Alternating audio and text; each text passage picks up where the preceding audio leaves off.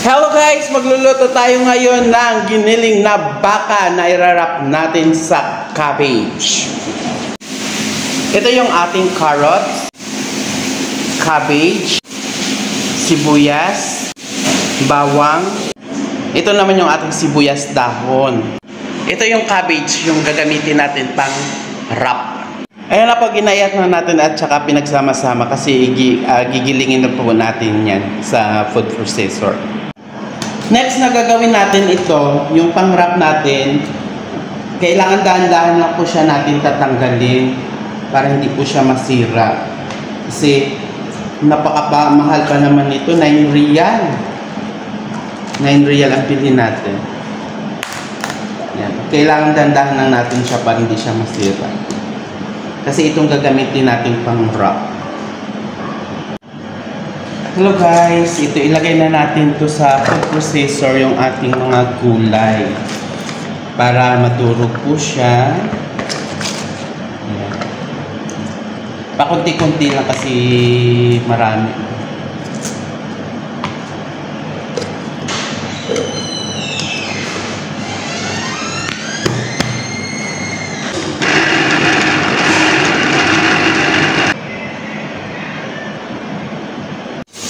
Hello guys, yan, ito na. Naihalo na natin yung ating gulay na ginamitan natin ng food processor para siya ay madurog.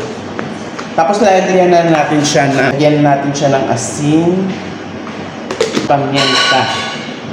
Yan, para mas malasa. Ayan, haluin na siya natin. Last, nilagyan natin siya ng 2 itlog.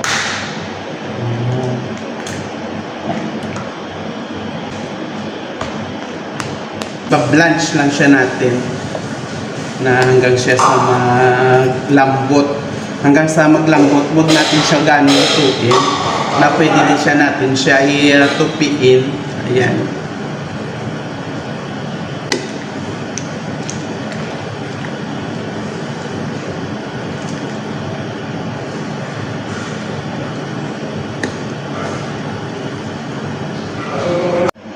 Hi, hello guys, ayan, malinis yung kamay ko at saka naghugas.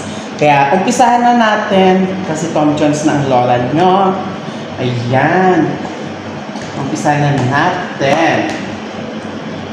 Maglagay lang po tayo ng kaunti o katamtaman lang po na meat. Tapos ayan, ifo-fold natin siya.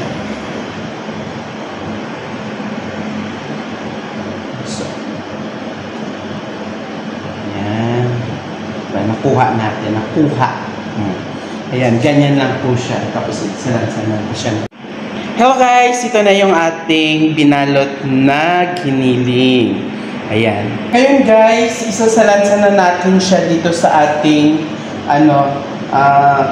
lagayan kasi i-steam lang po siya natin. Hindi po siya natin piprituhin para mas masarap, para mas healthy, diba? Kasi pag once na natin, hindi na tayo healthy niyan. Pagkasyahin po siya natin lahat dito. And I think masarap naman talaga ito siya. Kasi masarap ang nagluto. Ayan.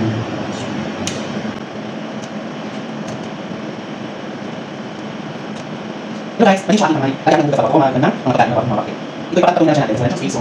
Talagang maluto na siya, ipagtuloy na siya.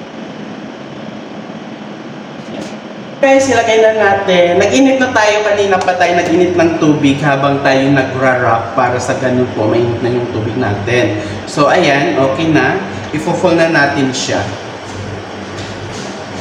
So, ngayon, tatakpan po siya natin para ang singaw po ng init or yung moist niya hindi lalabas para maluto po siya ng maayos. Ayan.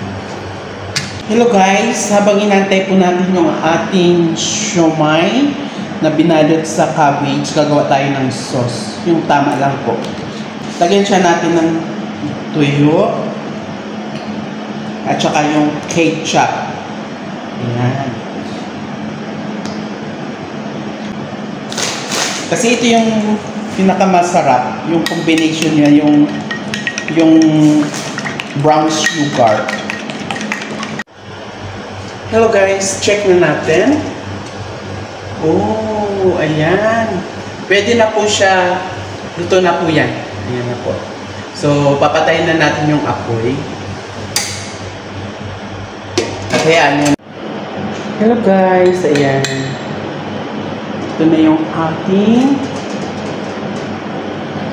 luto nating siomai na binalot sa dahon, sa tawag ng cabbage o repolyo. Ayan.